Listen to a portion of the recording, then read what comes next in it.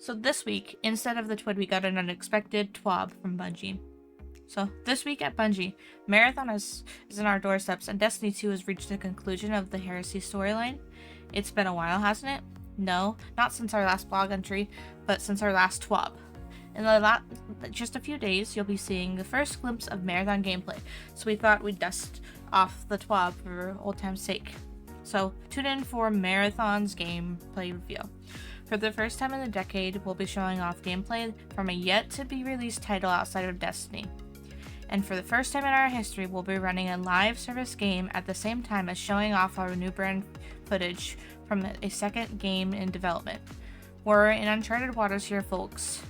A new page in our history to say we're excited, a severe understatement. If you missed it over the last week, players around the globe decoded images, messages, audio files, and more to uncover the Save the Date trailer for the Marathon gameplay reveal showcase, coming on April 12th at 10 a.m. Pacific. Haven't gotten peep yet? Check it out. So this weekend they have Marathon coming out, and there's this trailer. If anyone missed it, you can go watch it on the TWAB. But before we get too ahead of ourselves, let's set some expectations for a world where Bungie is shipping 2 games. The TWAB ain't here to stay. We wish to balance with sharing all the goods between the 2 games, but in ways in which we communicate will differ. Some things may work great for Marathon, where they may not work great for Destiny, and vice versa. Each game and community will have unique needs, and we're excited for the challenge of finding a good balance. Here's a few notes on where our heads are at. For Destiny, the TWAB will continue as expected. While we're re-examining our communication pipelines and the ways in which we talk with you about Destiny development, we're still looking to give you blog updates about a regular cadence. We have many thoughts on how to expand more microblogs, short-form video content, playtest snippets.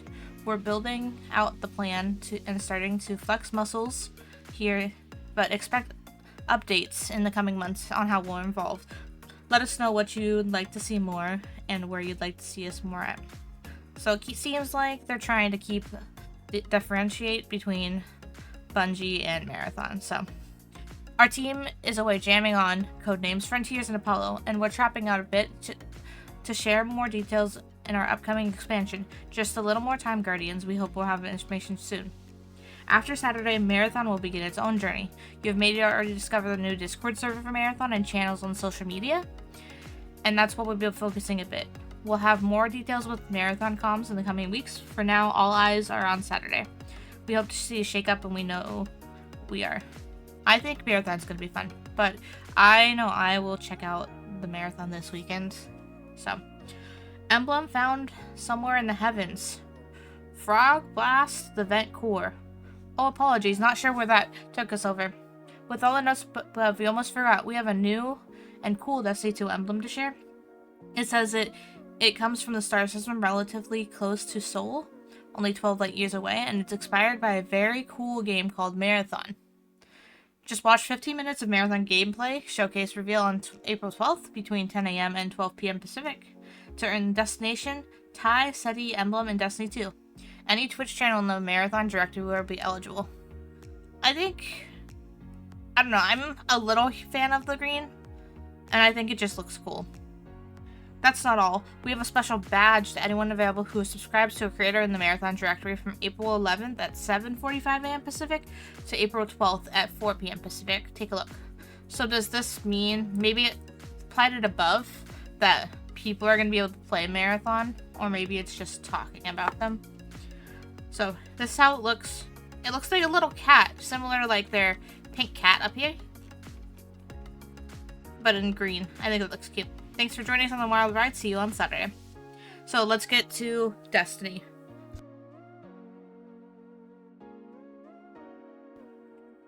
And back to the regular scheduled program. The story of episode Heresy concluded this week, but it's been just 2 days. So in case some of you will be a little bit behind, we won't share that many specifics here. Just that it was very crowded. Check out the topics below. Act 3 reached its conclusion. Trials will be double loot this weekend. They have updated the restriction and ban policies. So, talking about Act 3. Long live the Taken King. We've come a long way since just 2 months ago when episode Heresy launched. We lost Osiris, and we fought her killer.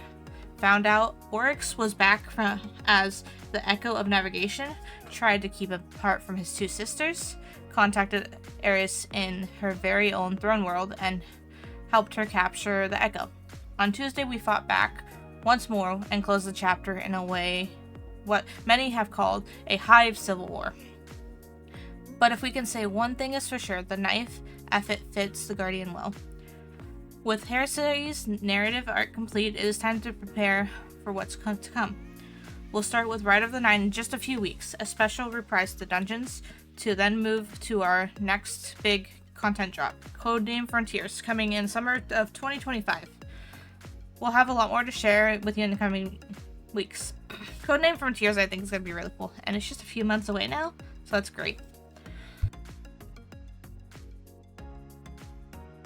For now, focusing on the plethora of content that Heresy still has, the Delver title, earning more heretical weapons, unlocking and crafting the incredibly strong and incredibly circular Dyad, and maybe it's time for those who haven't soloed Sunder Doctrine to now that all artifact perks are available to try.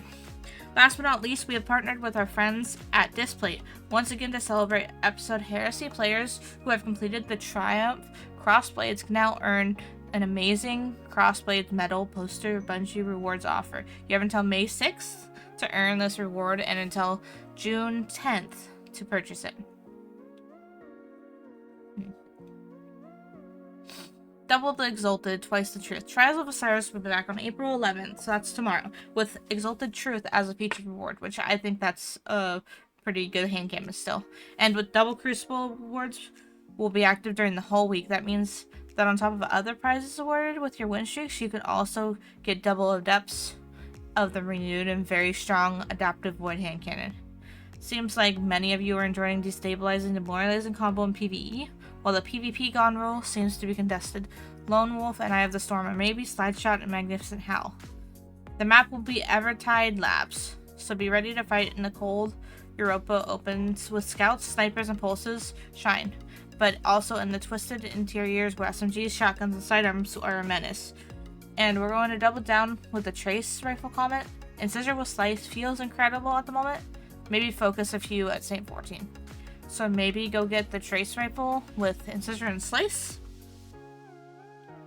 Restrictions and bans. Bungie's product security team is constantly updating tools, methods, and abilities to action cheaters within Destiny 2. This week we are updating our account restriction and ban policies to allow for the next iteration in our ability to combat bad actors within PvP and PvE activities. Going forward, permanent account bans and temporary restrictions will be implemented manually and through the new automated processes. Previously, all actions against accounts needed to be manually approved by a Bungie employee. This could create some lag time between cheaters being detected and exited from the game. The new process should help us speed up the process in many ways to keep our ecosystem a bit cleaner. So I really hope that it doesn't auto-ban someone accidentally too. We understand that there might be some anxiety around the processes, but our team isn't just setting a robot out to wreak havoc on our player database. We're building these detections from the ground up, training our robot to identify and action cheaters, and we'll be auditing actions from time to time to ensure it isn't gone rampant. If we find inconsistencies or improper actions taken, we'll be sure to revise punishments immediately and fix up any issues that are found. To say it again, in more professional terms, automated processes are developed by Bungie, rigorously reviewed, and validated prior to implementation to ensure appropriate actions are taken. Investigating and further automation allows us a further reach in preventing cheaters from ruining the experience for legitimate players. The appeal process will remain the same and is designed to help us further refine our tools for detecting and punishing players who violate our terms of service and code of conduct.